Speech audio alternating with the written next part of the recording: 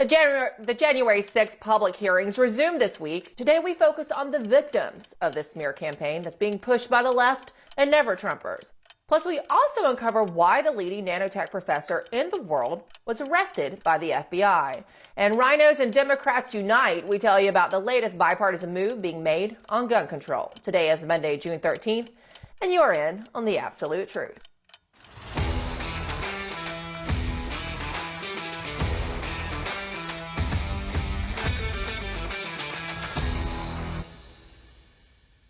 The overly dramatic January 6th public hearings are still underway. The circus show returns tonight for its third act. We'll not be carrying the hearings here on Frank's Beach, but other media outlets will. As we discussed previously, the objective of these public hearings is clear. They're looking to taint the potential jury pool. They're also looking to dehumanize these January 6th defendants. But we will not do that. Instead, we will focus on the real victims of the January 6th rally, the ones being held in solitary confinement, being denied their most basic rights offered under our Constitution, like veteran Ryan Nichols. Ryan has been repeatedly denied release as he awaits his trial. He currently sits in solitary confinement. Ryan is being made out to be a violent insurrectionist. We hear that word a lot. What they don't want you to know is Ryan is a father. He's a husband, a veteran. He also runs a nonprofit and passionately loves his country. He is not a domestic terrorist or an insurrectionist. Ryan showed up to the Capitol because he wanted to peacefully protest the election that he believed was stolen. A lot of people believe that.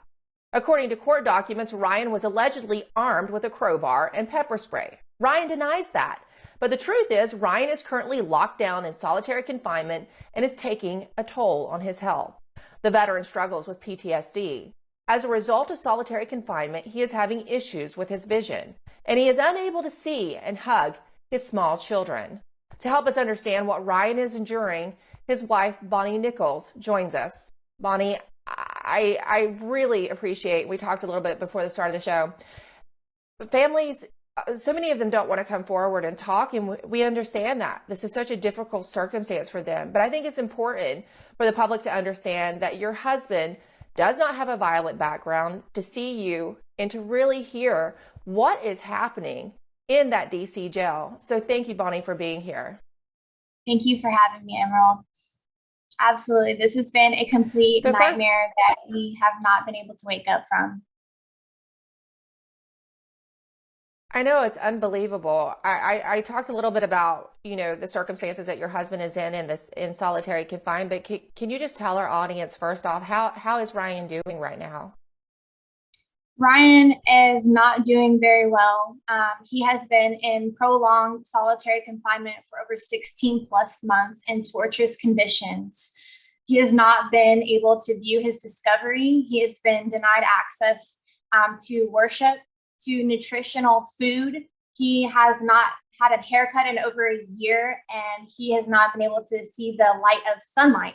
But worst of all, he has not been able to see his children at all due to COVID. And these are extreme torturous conditions that no American citizen should have to endure, especially a Marine veteran that served his country honorably. My husband has no criminal history. He's not been convicted of any crime, and he is a pretrial detainee that is being denied his constitutional rights. It is disgusting what is happening to my husband, and I'm standing up for all of the women that are feared for their lives and feared for their family to do so, to awaken America to know the truth about what is happening in the country that we once knew.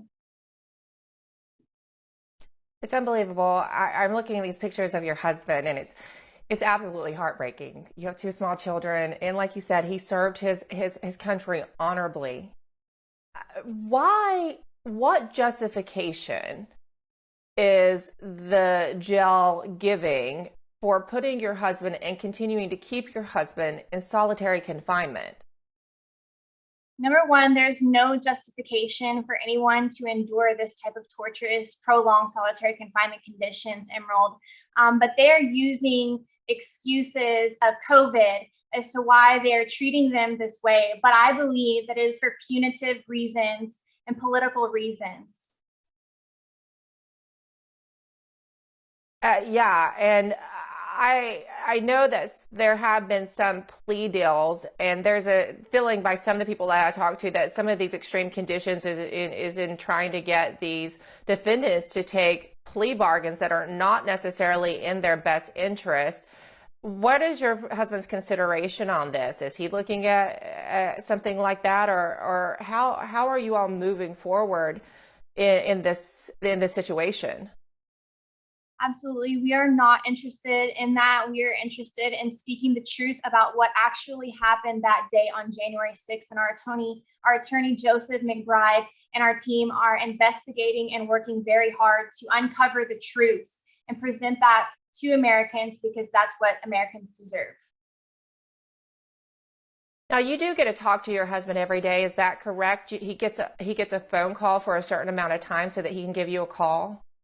Yes, ma'am, that's correct. And what does he want you to tell people? Has he said anything that he wants you to make sure that Americans know about the DC jail and the circumstances of the prisoners there? Absolutely. Yes, he supports my decision to speak out and tell the truth about and share the testimony about what has happened to our family. Ryan exercised his constitutional right to peacefully protest and petition the government for a redress of grievances. That is our constitutional right to do so. And since then, he has been politically persecuted in the DC gulag for 16 plus months for those reasons. It is unjust, it is horrible, and it is wrong what they're doing. And this is just a small example of what they plan to do to other Americans that speak out and stand up with our freedom of speech. And that's what we are at attack on, is our freedom of speech right now here in America. So I stand up for all the women and children that are suffering, like my family, in hopes that America will wake up and see so that this does not happen to you. And not only is he persecuted, but what we found with a lot of the defendants and why they're afraid, their families are afraid to speak out, is because the families are being targeted. Are you safe? Have you and your family been harassed? Absolutely. We have had CNN come to our door. I had to shut down our business for several months at the beginning of this because people are coming and giving us death threats. We've had hate mail. We have had all kinds of tremendous hate mail and people knocking on our door where my children lay their heads at night. And so, yes, it is torturous for us as well. To be on the outside and have to stand up to what's actually happening. And I don't blame them because they don't know any different. All they know is what they have heard, what the January 6th committee is sharing. And it's a one-sided media that's all they know. Yep. You're absolutely right. The media has painted a portrait of these Americans, and they've tried to link it to anyone who supported President Donald Trump or who does not vote for Democrats. And it's an active push and coordinated push from the Biden administration straight to the corporate media, as they often do coordinate. And that's why we think it's so important for people to hear your story and to understand what is really happening and what families are going through. Also, it's very difficult. Your husband's not there to work and support you. You had to close your business down. So we do want to tell our viewers that for those of you who are looking to support the Nichols families, please head over to the family's Give, Send, Go page. We're showing that right now. It's under Free My Patriot Prisoner. Later today, you can also find that link on my Getter page. I'm going to post that so you'll find it a little bit easier, because this is very difficult circumstances for you, Bonnie. You're essentially having to be a single mother now and support your family, and you have mounting legal bills.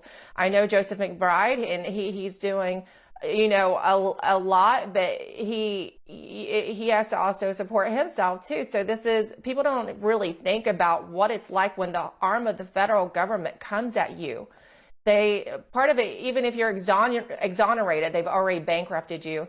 So we hope that, people will support you and support your fight, because as you said, they're not just looking to come for your husband. They're looking to come for a lot of other people if you speak out and contradict the narrative. Bonnie, thank you so much for being here. We hope that you'll come back and keep us posted on Ryan's health, on his status, and on the other prisoners there who don't have anyone right now that feels like they can come on and speak for them. Thanks, Bonnie.